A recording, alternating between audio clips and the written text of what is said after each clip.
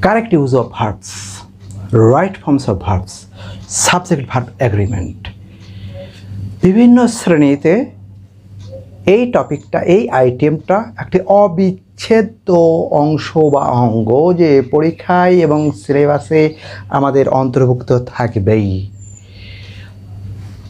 Correct use of verbs, যেখানে verb, tense, সাবজেক্টের সম্পর্কটা আমাদের নির্ণয় করতে হবে এবং সে অনুযায়ী ভার্বটা উপস্থাপন করতে। আসসালামু আলাইকুম dear viewers, welcome to my YouTube channel.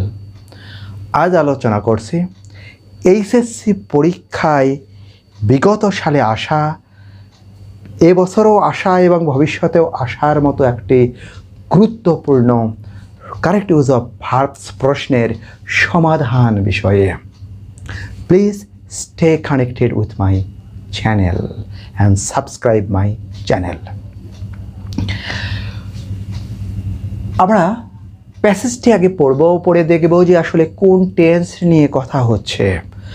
অর্থসহ পড়তে পারলে যে কোনো বিষয়ের ক্ষেত্রে আমরা অন্তত 50% 40% কিন্তু এগিয়ে থাকি, এটা অন্তত অর্থ জানার ক্ষেত্রে। এরপরে আমাদের বিধিবিধানগুলোকে প্রয়োগ করতে হবে। ডিয়ার ভিউয়ার্স, এখানে আমরা যদি পড়ি, air an important element of the environment but it is constantly being in many ways. We make fire to cook food and do many work. This fire emits smoke which contaminate air. Vehicles pollute air to a great extent by fuel. Air pollution also happen when coal and oil burn. Mills and factories can be responsible for this pollution. It is high time we check air pollution, otherwise we suffer a lot. ওকে, পড়তে গিয়ে দেখলাম যে এটি হলো present টেন্সের সঙ্গে সম্পর্কযুক্ত, অর্থাৎ টেন্স আইডেন্টিফাই করা মানে হলো ফাইনাইট ভার্ব। ফাইনাইট ভার্বটা আমরা দেখলাম যে এটা প্রেজেন্ট টেন্সের, যেমন এখানে ইজ পাচ্ছি, মেক পাচ্ছি, এমিটস পাওয়া যাচ্ছে, পলিউট পাওয়া যাচ্ছে, অর্থাৎ প্রেজেন্ট ইনডিফিনিট টেন্স। বলে রাখা জরুরি যে সাধারণত প্রেজেন্ট ইনডিফিনিট বা প্রেজেন্ট পাস্ট ইনডিফিনিট টেন্সের মধ্যেই কিন্তু এই রাইট ফর্মস অফ ভার্বসের বিষয়গুলো আবর্তিত হয়। কালে ভদ্রে কস্মিন কালে কখনো কখনো অন্যান্য টেন্সেরও মিশ্রণ দেখা যায়। ওকে, যেমন এখানে প্রেজেন্টের সঙ্গে আমরা প্রেজেন্ট কন্টিনিউয়াস টেন্সেও দেখতে পাচ্ছি। সুতরাং সাবজেক্টের পরের ভার্বটা, সাবজেক্ট অনুসরণ করে ভার্বটা অবশ্যই হবে ফাইনাইট ভার্ব, অর্থাৎ টেন্স আমরা পড়ে বুঝলাম যে এই টেন্স হবে, তো সেটি অ্যাক্টিভ ভয়েস হবে কি না, প্যাসিভ ভয়েস হবে কি না সেটি যাচাই করতে হবে। বলে রাখা জরুরি এবং বলেছি যে সাবজেক্ট যদি পরবর্তী ভার্বের কাজ করার ক্ষমতা রাখে তাহলে অ্যাক্টিভ ভয়েস, আর না রাখলেই প্যাসিভ ভয়েস। টেন্স অনুযায়ী ভার্ব টু বি এবং V3 বসাতে হবে। আর একটি বিষয় নিয়ে খেয়াল করতে হবে যে ভার্বটি নেগেটিভ হবে কি না। ইউজুয়ালি তো আমরা অ্যাফার্মেটিভটা জানি, যদি এমনটি ঘটে যে নট নট নেভারের উপস্থিতি দেখা যায় তাহলে তো নেগেটিভ হবে। নট থাকলে অক্সিলারির পরে নটটা বসাতে হবে, তা অ্যাক্টিভ ভয়েস হোক আর প্যাসিভ ভয়েস হোক। কিন্তু যদি নট না থাকে, সেন্স যদি ব্যবহার করা হয় যে নেগেটিভ, তো নট এনে অক্সিলারি ভার্বের পরে বসায়ে উপযুক্তভাবে চেঞ্জ করে আমাদের উত্তর করতে হবে। ওকে ডিয়ার ভিউয়ার্স, এখন আমরা চালিয়ে যাই। যেহেতু প্রেজেন্ট টেন্সের পড়া, সুতরাং প্রথম উত্তরটা বি হলো am, is, are, was, were, be, being, been. আবার have been, has been, had been, can be, could be. Okay, তাহলে এখানে আমাদের উত্তর হবে is. Air is an important element of the environment. বাতাস আমাদের পরিবেশের একটি গুরুত্বপূর্ণ উপাদান, but it is constantly being. Being কিন্তু ইজ বিং, পলিউট তো আর বাতাস নিজে দূষিত করে না, অন্য কিছুর দ্বারা, অর্থাৎ এটি প্যাসিভ। প্যাসিভ মানে হলো বি ভার্বের পরে V3, আমরা বি পাচ্ছি, সুতরাং V3 হবে।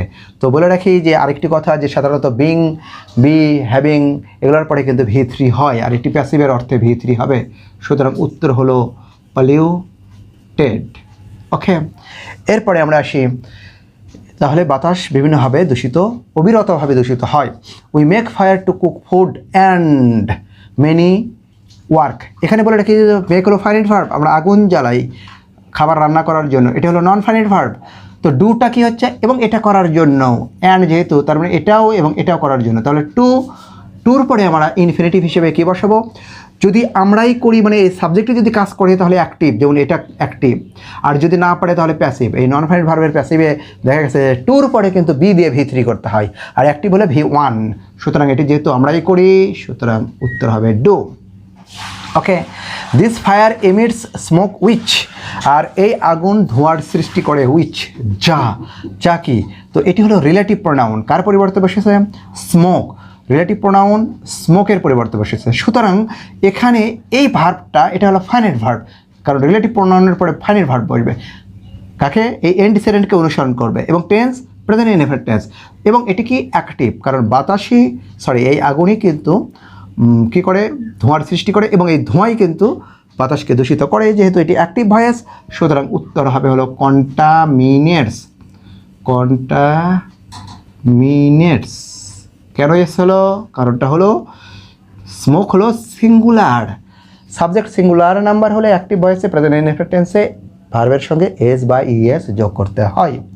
এরপরে আমরা আসি, তাহলে ভেহিকলস যানবাহন pollute air to a great extent, যানবাহনগুলো ব্যাপক পরিমাণে বায়ু দূষণ করে বাই কিসের মাধ্যমে? এটা এখানে বলে রাখা জরুরি যে টু ছাড়া অন্য প্রিপোজিশনের পরে যদি আমরা কোনো ভার্ব দেখি, নন ফাইনাইট ভার্ব, এবং অবশ্যই নন ফাইনাইট ভার্ব, তাহলে আইএনজি যোগ করে দিয়ে জিরান্ড করে নাউনের কাজ করবো, অর্থাৎ জিরান্ড করব, একবারে নিশ্চিন্তে আমরা এটা কাজ করব টু ছাড়া অন্য প্রিপোজিশনের পরে। তাহলে এখানে উত্তর হবে হলো বার্নিং। ওকে, সহজ কিন্তু। ফুয়েল, জ্বালানি, যানবাহনগুলো জ্বালানি পুড়িয়ে ব্যাপক পরিমাণ বাতাস দূষিত করে। এয়ার পলিউশন অলসো হ্যাপেন মানে হলো ঘটা। এখানে বলে রাখি যে আসলে হ্যাপেনটা এয়ার পলিউশন কি নিজে ঘটাবে না অন্য কারো দ্বারা? তো হ্যাপেনের একটা ব্যাপার আছে যে এখানে কোনো ভার্ব যদি সাবজেক্ট অনুসরণ করে বসে, অ্যাক্টিভ প্যাসিভের যে বিষয়টা, এখানে খেয়াল করতে হবে যে ওই সাবজেক্টের ভার্বের কাজ করতে পারে কি না। তো এখানে আরও একটা উল্লেখ্য বিষয় যে ভার্ব যদি ইনট্রানজিটিভ হয়, যেটা একবারে ইনট্রানজিটিভ, যার অবজেক্ট বসে না, সেটির কিন্তু কখনো প্যাসিভ ভয়েস হয় না। তো এটি যেহেতু ইনট্রানজিটিভ ভার্ব, ঘটা যেমন ডাই, ন্যাচারালি ঘটা, সুতরাং এটা ইনট্রানজিটিভ ভার্ব, এখানে ভয়েস করা যাবে না। তো যেহেতু air pollution present indefinite tense, সুতরাং উত্তর হবে হ্যাপেন, আর ওটি যেহেতু সিঙ্গুলার নাউন, সুতরাং একটা এস যোগ হবে। যেমন এখানে বার্ন মানে পোড়া, নিজেও পোড়া আবার পোড়ানো, কিন্তু এখানে কিন্তু অ্যাক্টিভ প্যাসিভের বিষয়টা আসবে, ট্রানজিটিভ হতে পারে, ইনট্রানজিটিভ হতে পারে। তো এখানে আমাদের ট্রানজিটিভের বিষয়টা আসবে, যে কারু দ্বারা না পুরালে কিন্তু ধোঁয়ার সৃষ্টি হবে না। তো তাহলে দেখা যাচ্ছে কোল অ্যান্ড ওয়েল তো আর নিজে পড়ে না, কারু দ্বারা। তাহলে প্রেজেন্ট ইনডেফিনিট টেন্সের যেহেতু ফাইনাইট ভার্ব, তাহলে প্যাসিভ আর বার্নড টি বা ইডি। ওকে, প্যাসিভ কিন্তু এটা যেহেতু প্লুরাল, এই জন্য আর হলো। Mills and factories can be hold মানে মনে করা, গণ্য করা, ধরা, রেসপন্সিবল দায়ী হিসেবে মনে করা। তো কলকারখানাকে তো নিজেরাই নিজেকে দায়ী করে না, অন্য কেউ, কর্মকর্তা, কর্তৃপক্ষ, প্রশাসনিক কর্মকর্তারা। ওকে, তো সুতরাং এটি হলো প্যাসিভ। আর বির পরে তো অবশ্যই V3 হবে। তারপরেও বলে রাখি যে আসলে বিন, হ্যাভিং, এরপরে V3-র বিষয়টাই কিন্তু আমাদের সর্বাগ্রে আনতে হবে।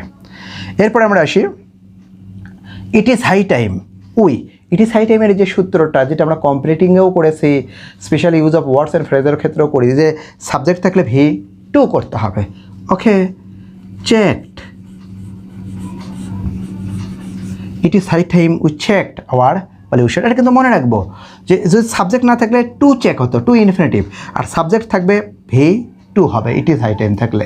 ওকে, আদারওয়াইজ অন্যথায়, এই যে দূষণের কথা বলা হলো, তাকে নিয়ন্ত্রণ করার কথা বলা হলো, এখন আমাদের আরেকটি ভবিষ্যৎ ফলাফল যে অন্যথায় এটা ঘটবে, তো সেটা কি ফিউচারে চলে যাবো। কারণ প্রেজেন্টে যদি আমরা এই পদক্ষেপগুলো না নিয়ে বায়ু দূষণকে যদি রোধ করতে না পারি, তাহলে আমাদের দুর্ভোগ পোহাতে হবে, এটার ফিউচারের বিষয়। তো এখানে মে, ক্যান, শ্যাল, উইল দিয়েও আমরা করতে পারি। উই উইল বা উই ক্যান, উই মে, যেটাই হোক, কাছাকাছি গেলে কিন্তু ঠিক, যেহেতু নিজেরাই সাফার করি, সাফার, আর এবং সাফারটা কিন্তু এখানে ইনট্রানজিটিভ ভার্ব, সুতরাং এটা প্যাসিভ হবে না। তাহলে আমরা কি পেলাম? Your is an important element of the environment, বাতাস পরিবেশের একটি গুরুত্বপূর্ণ উপাদান, but it is constantly being polluted in many ways, কিন্তু এটা অবিরতভাবে বিভিন্নভাবে দূষিত হচ্ছে। We make fire to cook food and do many work, আমরা খাবার রান্না করা এবং আরও অন্যান্য কার্যাদি সম্পন্ন করার জন্য আগুন জ্বালাই। দিস ফায়ার এমিট স্মোক, আর এই আগুন ধোঁয়া নির্গমন করে, উইচ কন্টামিনেটস এয়ার, যা বাতাসকে দূষিত করে। Vehicles pollute air to a great extent by burning fuel, যানবাহনগুলো জ্বালানি পুড়িয়ে ব্যাপক পরিমাণ বায়ু দূষণ করে থাকে। Air pollution also happens when coal and oil are burned, যখন কয়লা এবং তেল পুরানো হয় তখন বায়ু দূষণও ঘটে থাকে। Mills and factories can be held responsible for this pollution, আর কলকারখানাগুলোকে এই দূষণের জন্য দায়ী হতে হয়, ওকে, দায়ী বলে মনে করা হয়। It is high time we checked air pollution, আর সময়টা পেরিয়ে যাচ্ছে বায়ু দূষণ রোধ করার, অর্থাৎ এখনই করতে হবে। Otherwise will suffer a lot, we may suffer a lot, we can suffer a lot, we have to suffer a lot, আমাদেরকে বা মাস্ট সাফার এ লট। তবে আমরা ফিউচারের বিষয়টা উইল ক্যান দিয়ে দিলেই হবে, উই উইল সাফার এ লট, আমরা অনেক কষ্ট পাবো। আশা করি আজকের এই আলোচনায় পর্যালোচনায় উত্তরকরণের ক্ষেত্রে রাইট ফর্মস অফ ভার্বসের স্পেশালি এইচএসসি যারা এই যে 2022 সালে পরীক্ষা দেব এবং 2023-এর জন্য প্রস্তুতি নিচ্ছি, আগামীতে যারা প্রস্তুতি নিচ্ছি, সকলের ক্ষেত্রে অতি গুরুত্বপূর্ণ একটি লেসন এবং একটি বোর্ড কোশ্চেন্স পরীক্ষায় আসার মতো, এবং এটি আমাদের কাছে খুবই ইফেক্টিভ, এবং যে নিয়মগুলো বলা হলো অন্যান্য ক্ষেত্রেও কিন্তু প্রযোজ্য। Thank you.